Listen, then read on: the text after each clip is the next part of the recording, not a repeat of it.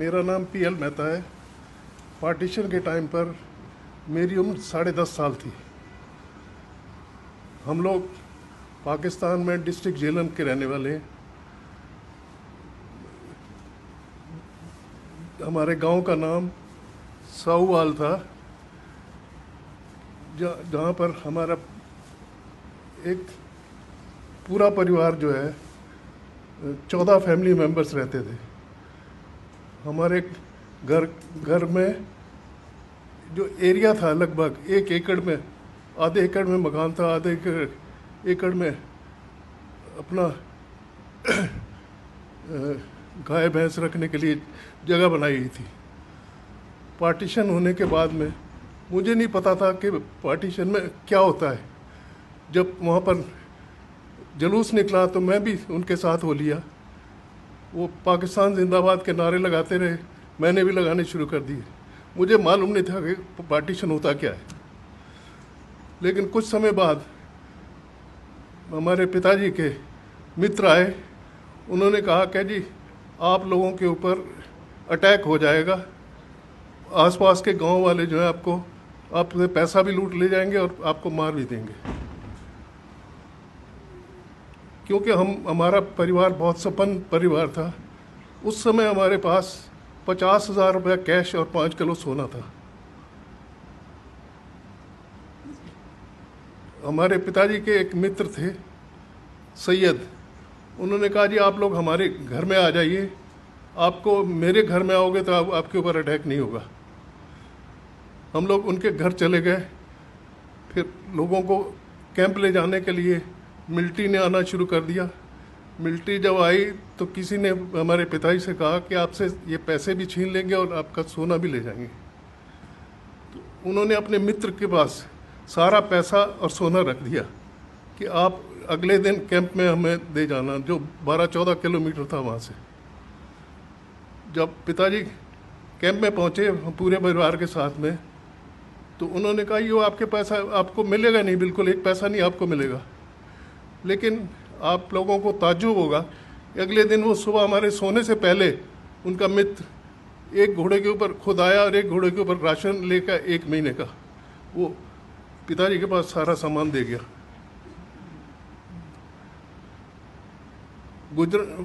पिंडानन खान में जो कैंप लगा था वहाँ से 3 गाड़ियाँ चली थी। 3 गाड़ियों में पहली गाड़ी सरदारों की थी। उसमें कुछ जगह थी, लेकिन पिताजी ने कहा कि सरदारों के ऊपर सबसे पहले, पाकिस्तान में सरदारों के ऊपर सबसे पहले अटैक होता था, लेकिन उन्होंने मना कर दिया। दूसरी गाड़ी में हमको जगह नहीं मिली। ट्रेनें जो है, पैसेंजर ट्रेन जो है, इतनी शॉर्टेज हो गई कि उन्होंने ओपन वैगन मंगा के हमको ओपन वैगन के अंदर 100 आदमी एक वैगन में बिठा दिया। बिस्तर के ऊपर बैठ के ओपन वैगन में बैठ गए हम लोग। दूसरी ट्रेन के ऊपर 2 जगह थोड़ा थोड़ा अटैक हुआ, लेकिन वो लोग सारे बच गए। हमारी ट्रेन के ऊपर जो अटैक होना था, वो कामों की स्टेशन पर जब हम लोग पहुँचे शाम को, तो ट्रेन वहाँ सारी रात रोके रखी और ये महसूस होता रहा कि कुछ लोग जो है ना इकट्ठे हो रहे हैं, स्टेशन के आगे जा रहे हैं। सुबह गुजरांवाले से पुलिस आई। उन्होंने कहा जी आप लोग अपना सारा हथियार हमको दे दो, क्योंकि आप हिंदुस्तान में नहीं ले जा सकते। सब लोगों ने हथियार दे दिए। हमारे साथ बलोच मिलिट्री थी और पुलिस ने कहा कि आगे मॉब है, हम उनको हटाने जा रहे हैं। वो हटाने क्या गए थे, उनको साथ में बुला लाए, अब आप अटैक कर सकते हो। 24 सितंबर सुबह 10 बजे अटैक शुरू हुआ। सबसे पहले तो उन्होंने पैसे छीने, जो कुछ है दे दो, हम मारेंगे नहीं। उसके बाद में यंग लड़कियां निकालनी शुरू कर दी। 300-400 लड़की, 4000 पूरी ट्रेन में पैसेंजर थे। पहले तो उन्होंने 300-400 लड़कियां निकालनी, फिर ऐसा काटना शुरू कर दिया जैसे ओपन वैगन में गन्ना बाहर निकला होता है, उसको जैसे काटते हैं ऐसे इस तरह से तलवार से, लाठियों से मारना शुरू कर दिया। मेरे परिवार के 14 मेंबर्स थे, 11 मेंबर्स को मेरे सामने मारा गया। उस बाई चांस दो मुसलमान आपस में बात कर रहे थे कि तेरा बेटा कोई नहीं है, ये लड़का है, इसको अपना बेटा बना लेना, ले जा। पिताजी ने मेरे उनसे कहा कि जी इसको ले जाओ लेकिन मारना मत।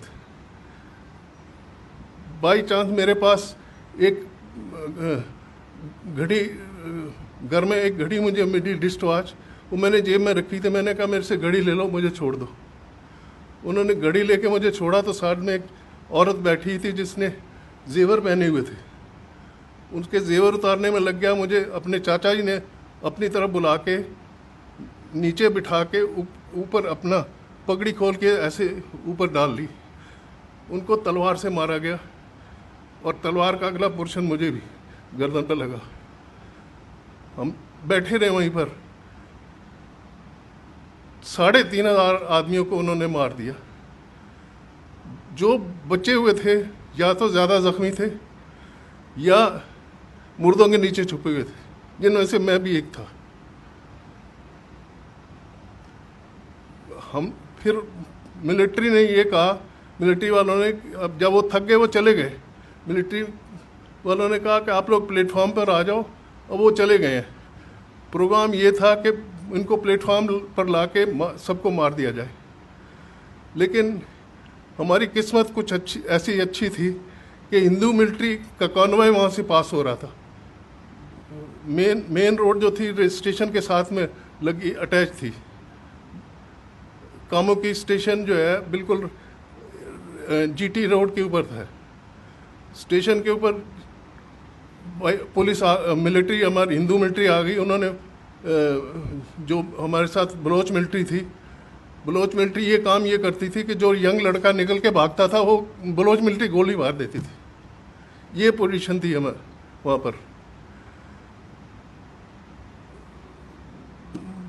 उसके बाद हम लोगों को ये कंडीशन लगाई गई कि इनको हॉस्पिटल ले जाओ जितने ज़्यादा ज़ख्मी है या थोड़े बहुत ज़ख्मी है।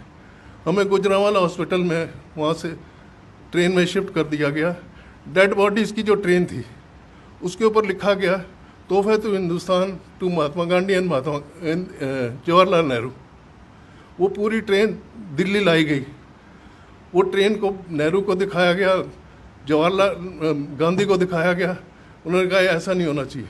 जब पटेल जी ने देखा तो उन्होंने कहा एक के बदले 4 होना चाहिए। 3 ट्रेन कटने के बाद में पाकिस्तान ने हाथ खड़े कर दिए। ये पोजीशन थी। हॉस्पिटल में हमारी हालत ये थी कि 5-6 वहाँ पर लोअर स्टाफ जो था वो हिंदू था, बाकी डॉक्टर सारे मुसलमान थे। जो ज़्यादा ज़ख्मी थे उनको इंजेक्शन दे के मारना शुरू कर दिया।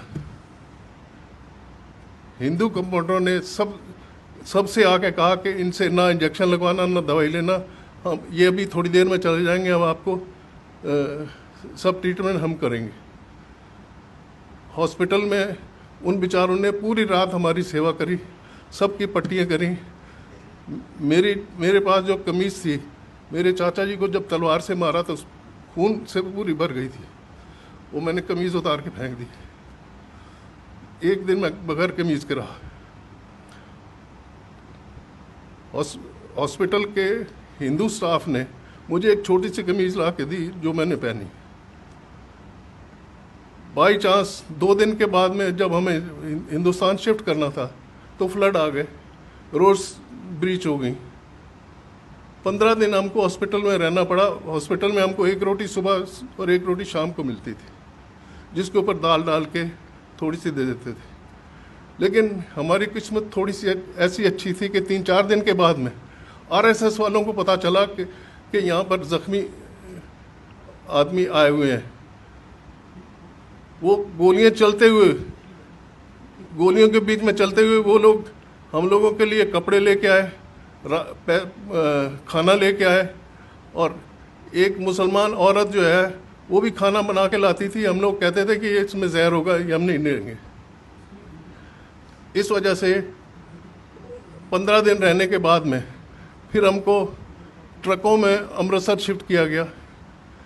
अमृतसर से हमारे मौसा जी जो थे उस समय एसपी पुलिस थे, अम्बाला के, हम लोग वहाँ आए।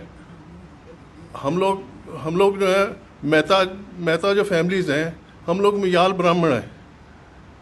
हमारे जितने पाकिस्तान में जितने हमारे परिवार थे, या तो मिलिट्री में थे या पुलिस में थे या खेती करते थे।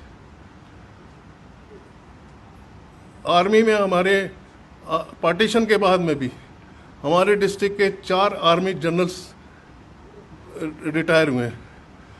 उनमें से और 2 गवर्नर चंडीगढ़ के जो थे वो भी मेहता फैमिली से हैं। एक मिज़ोरम के लेफ्टिनेंट गवर्नर भी छिबर रहे हैं। पार्टीशन के बाद में हम लोग सारे हिंदुस्तान में बिखर गए। कुछ लोग व्यापार करने लगे, कुछ नौकरी करने लगे, लेकिन हम लोगों ने हार नहीं मानी। कुछ आप ये देखिए, पार्टीशन के बाद में भी हमारे आर्मी में या इंडस्ट्री में सब लोगों ने बड़ी मेहनत करके, मोहन मेकिन जो है वो भी मुयाल मेहता फैमिली से ही है। सिस्टोपिक एक कंपनी है दवाइयों की, जिनका टर्नओवर करीब 300-350 करोड़ है। उन्होंने प्रोफेसर थे चंडीगढ़ यूनिवर्सिटी में, उन्होंने अपनी कंपनी बना ली, उन्होंने दवाइयों की फैक्ट्री खोल ली। कुछ लोग फिल्म लाइन में चले गए, जैसे कि सुनील दत्त, उनका बेटा, और ओम प्रकाश, अनंत बख्शी, ये सारे मेहता फैमिली से बिलोंग करते हैं। हम लोगों ने यहाँ आने के बाद में किसी के आगे हाथ नहीं फैलाया। मैंने 15 साल की उम्र में कमाना शुरू किया था। आज मेरी उम्र 85 प्लस है और मैं अभी तक अपना बिजनेस हैंडल करता हूँ। और लेकिन पुरानी यादें भुला नहीं सकता। कश्मीर फाइल को देख के मुझे खुद महसूस होता था कि जो उनके साथ हुआ है वो हमारे साथ पहले हुआ था, उनके साथ अब हो रहा है। आप लोगों ने मेरी व्यथा सुनी, उसके लिए धन्यवाद। जो पार्टीशन के 3 आदमियों को मैं जिम्मेदार मानता हूं, पंडित नेहरू, महात्मा गांधी और जिन्ना।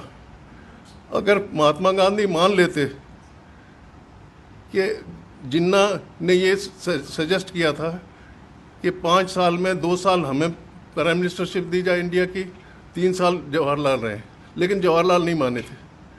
और उनको सबको मालूम था कि जिन्ना ने 6 महीने या 1 साल के बाद में मर जाना, उसको टीबी थी। ये हालत थी। गवर्नर जनरल उसको बना दिया गया। इंडिया वालों ने पता सबसे बड़ी बेवकूफ़ी जो कि गवर्नर जनरल उन्होंने अब लॉर्ड माउंटबेटन को बना दिया, क्योंकि वो नेहरू के दोस्त थे। ये बहुत सारी ब्लंडर्स ऐसी हुई हैं। जितने हमारे एजुकेशन मिनिस्टर हुए हैं पुराने, सारे मुसलमान रहे हैं। सिर्फ मुसलमानों की उनकी हिस्ट्री जो है उन्होंने रिपीट करी है। हिंदुओं के किसी महाराणा प्रताप या शिवाजी के बारे में किसी ने 2 लाइनें भी नहीं लिखी हैं। ये हमारी भारत की व्यथा है। धन्यवाद।